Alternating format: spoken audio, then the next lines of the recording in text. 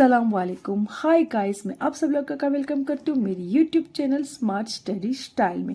और आज मैं लेके आई हूँ मैथ्स की वर्कशीट एलकेजी के लिए। जी हाँ, आज हम करने वाले हैं मैथ्स की वर्कशीट जो एलकेजी के स्टूडेंट के लिए है।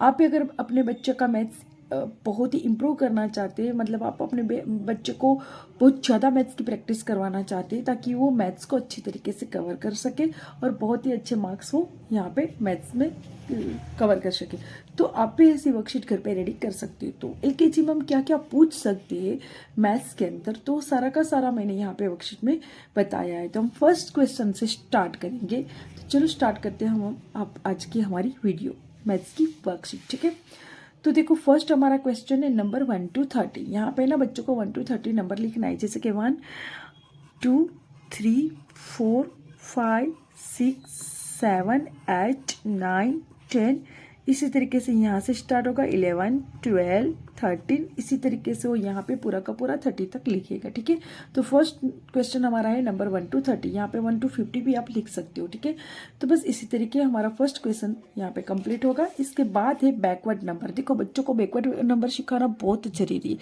पहले जो बच्चा है ना इस तरीके से 1 to 30 लिखना सीख जाए ना, इसके बाद ही बैकवर्ड नंबर बच्चों को आना चाहिए, क्योंकि आगे जाके अगर बैकवर्ड नंबर आते होंगे तो आगे जाके वो मैथ्स में अच्छी तरीके से कवर कर पाएगी। तो बैकवर्ड नंबर यहाँ पे बच्चों को लिखना है कि 30 है तो पहले 30 है तो 30 के बाद क्या आता है 29 28 27 26 25 24 23 22 21, ऐसे करके यहाँ पे कंप्लीट करना है। ठीक है, इसके बाद 20 है तो 20 बिफोर 19 18 17 16 15 14 13 12 11, फिर यहाँ पे 10 के बाद आएगा 9 8 7 6 5 4 3 2 1। तो इस तरीके से आपको अपने बच्चे को बैकवर्ड की प्रैक्टिस ज़्यादा से ज़्यादा करवानी है ताकि बैकवर्ड नंबर वो आराम से लिख सके, मतलब उसको समझ में आ जाए कि हम बैकवर्ड किस तरीके से नंबर लिखना है। तो ये प्रैक्टिस आप अपने बच्चों को श्योर करवाना, बैकवर्ड नंबर बच्चों को आना बहुत जरूरी है। इसके बाद है राइट द आफ्टर नंबर। यहाँ पे हमें आफ्टर नंबर लिखना है। ठीक है, 2 आफ्टर क्या आता है 3 आता है, 15 के आफ्टर क्या आएगा 1 5, 15 आफ्टर 1 6 16। ठीक है, इसके बाद है 18 to 18 के बाद आएगा मतलब 18 after 19 7 after 8 24 after 25 12 after 13 8 after 9 5 after 6 4 after 5। तो इस तरीके से हमें बच्चों को आफ्टर नंबर की यहाँ पे क्लियर करना है ताकि बच्चों को अच्छी तरीके से प्रैक्टिस हो जाए। इसके बाद हमारा क्वेश्चन है क्वेश्चन नंबर 4। देखो यहाँ पे दिया है क्वेश्चन नंबर 4 में राइट द बिफोर नंबर। यहाँ पे बच्चों को बिफोर नंबर लिखना है, जैसे कि 8 बिफोर 8 के पहले क्या आता है तो 8 बिफोर आएगा 7 आफ्टर 8 आते हैं और 8 बिफोर 7 आते हैं। ठीक है, 7 बिफोर क्या आएगा तो 7 बिफोर आएगा यहाँ पे 6। 12 बिफोर क्या आएगा यानी कि 12 के पहले क्या आता है तो आता है 11। 9 बिफोर क्या आएगा 9 बिफोर आएगा 8। 10 बिफोर क्या आएगा तो 10 बिफोर आएगा 9। 26 है तो 26 के बिफोर क्या आता है तो 26 के बिफोर आता है 25, है ना, 25 आता है। 25 के बाद 26 आता है तो यानी 26 बिफोर क्या आता है 25। ये 21 है तो 21 बिफोर क्या आता है तो 20 आता है ना, 20 आफ्टर 21 आता है तो 21 बिफोर आएगा 24। 4 बिफोर क्या आता है 3। ओके, तो बस इस तरीके से बिफोर नंबर है। इसके बाद लिखना क्वेश्चन हमारा 5 है राइट द बिटवीन नंबर। यहाँ पे हमें बिटवीन नंबर लिखना है, जैसे कि यहाँ पे 6 और 8 है तो 6 और 8 के बीच में कौन सा नंबर यहाँ पे मिसिंग है वो हमें लिखना है, बिटवीन नंबर यहाँ पे लिखना है। तो बिटवीन नंबर यानी कि 6 आफ्टर 7 8 बिफोर 7 यानी कि 6 और 8 के बीच में आएगा 7। 3 आफ्टर क्या आता है 4 और 5 बिफोर क्या आता है 4 यानी कि 3 और 5 बिटवीन नंबर आएगा 4। 8 और 10 तो 8 आफ्टर आएगा 9। 10 बिफोर आएगा 9 तो यानी कि 8 और 9 बिटवीन नंबर होगा 9। 2 आफ्टर क्या आता है 3 और 4 बिफोर क्या आता है 3 यानी कि 2 और 4 बिटवीन नंबर क्या आएगा 3। यहाँ पे 15 और 17 है तो 15 आफ्टर क्या आता है 16 और 17 बिफोर क्या आता है 16 यानी कि 15 और 17 बिटवीन नंबर क्या आएगा 16। यहाँ पे 21 है तो 21 बिफोर क्या आता, सॉरी 21 आफ्टर क्या आता है 22, और 23 बिफोर क्या आता है 22, यानी कि 21 और 23 बिटवीन नंबर क्या होगा 22। 7 आफ्टर क्या आता है 8, और 9 बिफोर क्या आता है 8, यानी कि 7 और 9 बिटवीन नंबर क्या हो जाएगा 8। 1 आफ्टर क्या आता है 2, और 3 बिफोर क्या आता है 2, यानी कि 1 और 3 बिटवीन नंबर कौन सा हो जाएगा 2। तो यहाँ पे हमें इस तरीके से राइट द बिटवीन नंबर बच्चों को करवाना है, ठीक है। इसके बाद हमें काउंट, यहाँ पे बच्चों को हम जितना भी ड्राइंग मतलब जो पिक्चर है ना ऑब्जेक्ट के थ्रू हम जितना भी बच्चों को काउंटिंग सिखाएंगे ना, तो वो बहुत अच्छी तरीके से काउंटिंग सीख पाते हैं। और एडिशन सब्सट्रैक्शन वो सारा का सारा है ना, जब आप पिक्चर के थ्रू कोई ऑब्जेक्ट के थ्रू करवाते हैं ना तो अच्छी तरीके से सीख पाते हैं। जैसे कि यहाँ पे मैंने ट्री ड्रॉ किया है, ओके, तो बच्चों को यहाँ पे काउंट करना है 1 2 3, तो यहाँ पे वो 3 लिखेगा, इसके बाद प्लस है, इसके बाद कितने हैं ट्री उसको काउंट करना है 1 2, तो यहाँ पे 2 लिखेगा। इसके बाद क्या करना है, साथ में वो सारों को काउंट करना है, तो यहाँ पे 2 ट्री, ओके, और साथ में फिर बच्चों को काउंट करना है 1 2 3 4 5, तो जो भी आंसर आएगा 5 यहाँ पे लिखना है। सेकंड है पिक्चर हमारा केप का, यहाँ पे केप दी हुई है, तो बच्चों को पहले काउंट करेगा 1 2, तो यहाँ पे बॉक्स में पहले लिखेगा 2 और फिर प्लस है, उसके बाद काउंट करना है 1 2 3, तो यहाँ पे 3 लिखना है। फिर सारी की सारी जो कैप है ना वो सब साथ में काउंट करनी है 1 2 3 4 5, और यहाँ पे लिखना है 5, ठीक है।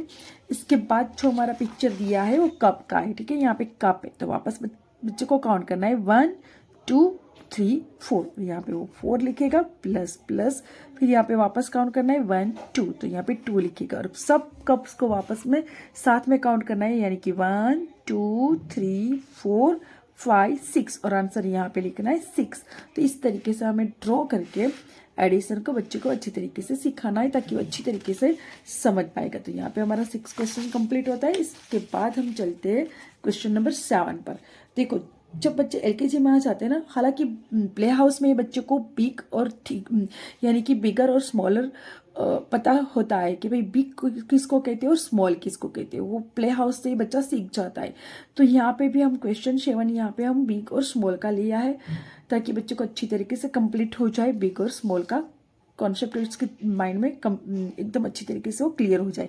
यहाँ पे क्वेश्चन है, tick the bigger object and circle the smaller object. जो ऑब्जेक्ट बिग है ना उसको हमें टिक करना है, और जो स्मॉलर है ना उसके ऊपर हमें सर्कल लगाना है। देखो यहाँ पे ट्री है, यहाँ पे 2 ट्री है ना, 2 ट्री से एक कौन सा ट्री है, ये ना छोटा है, छोटे को हम क्या बोलते हैं स्मॉलर, और ये कौन सा है बिगर, यानी कि बिग है, इसको हम बिगर करते हैं। तो यहाँ पे क्या बोला है, टिक द बिगर ऑब्जेक्ट, यानी कि जो ऑब्जेक्ट बिग है ना उसके ऊपर हमें सिर्फ और सिर्फ टिक करना है, और जो ऑब्जेक्ट स्मॉल है ना उसके ऊपर हमें क्या करना है, सर्कल लगाना है। तो यहाँ पे बच्चे को सर्कल लगाना है, यहाँ पे बच्चे को क्या करेंगे, सर्कल लगाएंगे और यहाँ पे टिक करेंगे, ठीक है। इसी तरीके देखो यहाँ पे 2 कप दिया है, एक छोटा कप है यानी कि स्मॉल है, छोटे को हम क्या बोलते हैं स्मॉल, यानी कि ये स्मॉलर है, और ये कौन सा है बिगर, ओके, ये स्मॉलर है और बिगर है, और हमें बिगर पे क्या करना है, टिक करना है, स्मॉलर पे क्या करना है, सर्कल लगाना है, ठीक है। यहाँ पे देखो 2 बॉल दिए है ना, एक स्मॉलर है और एक बिगर है। स्मॉलर जो है ना उसके ऊपर हमें क्या करना है, सर्कल बनाना है, जो बिगर है इस पे हमें क्या करना है, टिक करना है, ठीक है।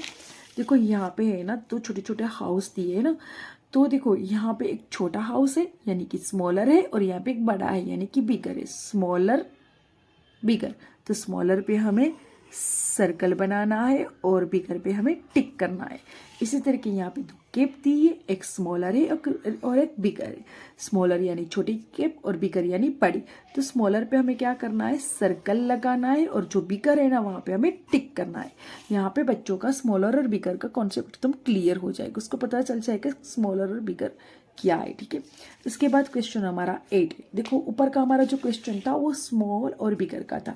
यहाँ पे हमें बच्चों को ये कॉन्सेप्ट क्लियर करवाना है कि लॉन्गेस्ट और शॉर्टेस्ट, यानी कि किसको हम लॉन्ग कहते हैं और किसको हम शॉर्ट कहते हैं। बिग और स्मॉल अलग है और लॉन्ग और शॉर्ट अलग है। तो यहाँ पे बच्चों को समझा, मतलब ये जो है ना ये क्वेश्चन से बच्चों को अच्छी तरीके से समझ में आ जाएगा कि किसको लॉन्ग कहते हैं और किसको शॉर्ट कहते हैं।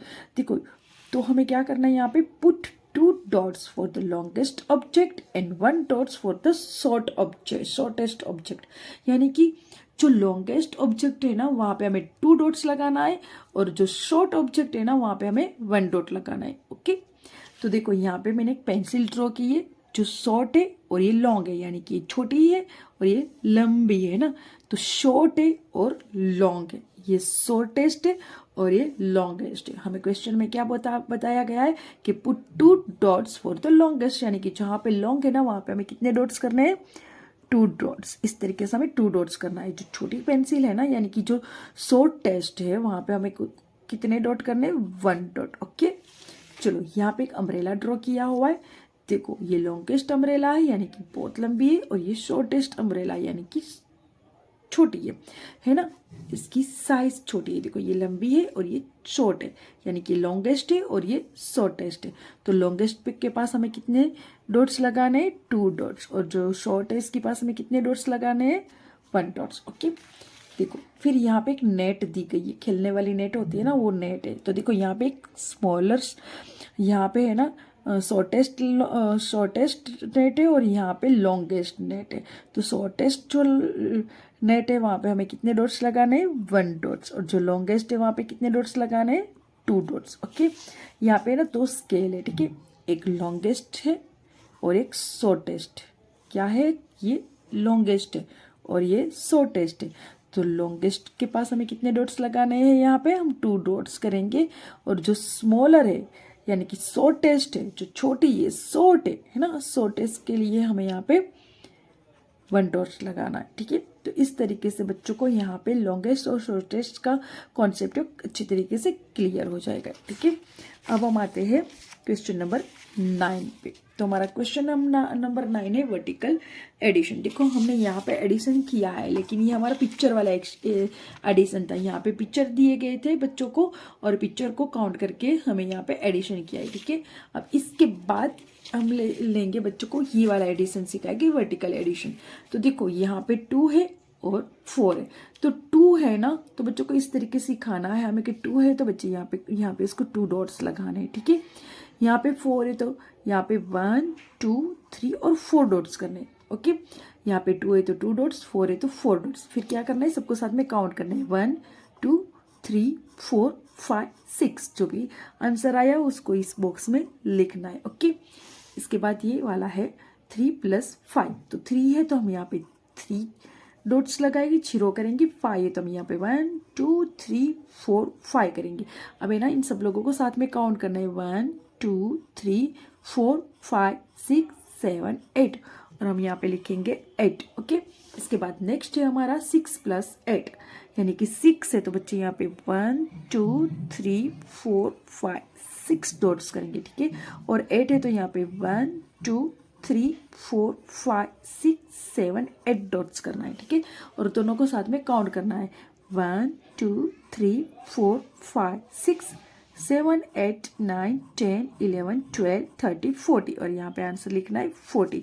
इस तरीके से ये तीनों के तीनों सम है, इस तरीके से यहाँ पे कंप्लीट करना है। ठीक है, इसके बाद आता है हमारा सब्सट्रैक्शन, वर्टिकल सब्सट्रैक्शन। अब इसको बच्चों को करना है, किस तरीके से करना है, तो कि भाई यहाँ पे 4 है ना, तो हम 4 डॉट्स लगाएंगे, 1 2 3 4। ओके, अब हमें करना क्या है, यहाँ पे सब्सट्रैक्शन यानी कि माइनस करना है, कट करना है। यहाँ पे हमें ये माइनस यानी कि कट करना है। तो 4 माइनस कितना है, 3 है ना, नीचे 3 लिखा है, ऊपर 4 है तो हमने 4 जीरो लगा दिए, नीचे 3 है तो हम क्या करना है, यहाँ पे 3 जीरो नहीं लगाए क्योंकि हमें कट करना है, माइनस करना है। तो हमारा जो 4 जीरो है ना उसमें से हम 3 को कट कर लेंगे, यानी कि 1 2 और 3 को हम कट कर लेंगे। तो बचा कितना हमारा, 1, तो यहाँ पे आंसर लिखेंगे 1। नेक्स्ट है हमारा 8 - 4, यानी कि 8, तो हमें ऊपर का जो है ना 8 उतने ही जीरो लगाने, जितना ऊपर है ना उतने ही हमें जीरो लगाना है, 1 2 3 4 5 6 7 8। यहाँ पे हमने 8 जीरो लगा लिए, माइनस कितने 4, यानी कि 4, ये जो 8 जीरो है ना इसमें से हमें 4 को कट कर लेना है, यानी कि 8 जीरो में से हमें 4 जीरो को कट करना है चाहिए, यानी कि 1 2 3 4 जीरो को हमने कट कर दिए। बाकी के कितने बच्चे इसको पहले काउंट करना है, 1 2 3 4। तो हमारा आंसर है, तो आंसर कहाँ पे लिखना है, यहाँ पे इस तरीके से। और देखो यहाँ पे इसके बाद है 6 - 2, तो हमें कितने जीरो लगाने हैं ऊपर, 6 है ना, तो हम 6 0 1 2 3 4 5 6। अब देखो माइनस कितने करने हैं हमें 2, तो इसमें से है ना, इसमें से हम 2 जीरो को कट कर लेंगे यानी कि उड़ा देंगे 1 और 2। अब इसको काउंटिंग में नहीं लेना है, इसको हमें काउंटिंग में नहीं लेना है, बाकी जितनी भी बच्चे हैं ना उसको काउंट करना है 1 2 3 4। तो हमारा आंसर क्या आया 4, तो हमें यहाँ पे लिखना है 4। तो देखो ये है हमारा एलकेजी का पेपर और ये है ना हमारा फर्स्ट पेपर है। इसी तरीके में सेकंड पार्ट भी लेके आऊँगी एलकेजी का और थर्ड पार्ट भी लेके आऊँगी।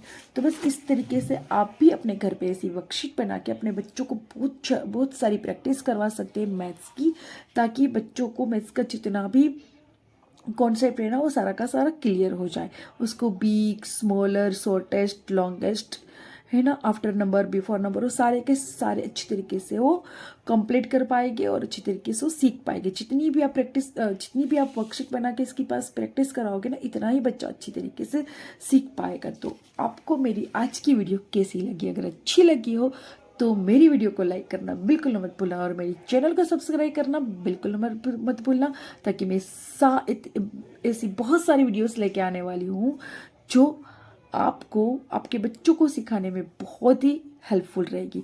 मैं ऐसी भी वीडियोस लेके आने वाली हूँ कि बच्चों को पहले से स्टेप बाय स्टेप लिखना कैसे सिखाई। जैसे बहुत छोटा बच्चा है तो लिख नहीं पाता है, तो उसको किस तरीके से, कौन सी एक्टिविटी के साथ उस बच्चों को सिखाना चाहिए ताकि वो अच्छी तरीके से लिख पाए। छोटे छोटे बच्चों को इंग्लिश कैसे बोलना सिखाना है, वो सारी की सारी वीडियो स्टेप बाय स्टेप में यहाँ पे इस चैनल में लेके आने वाली हूँ। तो आप मेरी चैनल को सब्सक्राइब कर लेना और पास में लगी बेल आइकन को क्लिक करना बिल्कुल मत भूलना, ताकि मेरी आने वाली सारी वीडियो की नोटिफिकेशन सबसे पहले आपको मिलती रहे। थैंक यू सो मच मेरी पूरी वीडियो देखने के लिए एंड अल्लाह हाफिज़।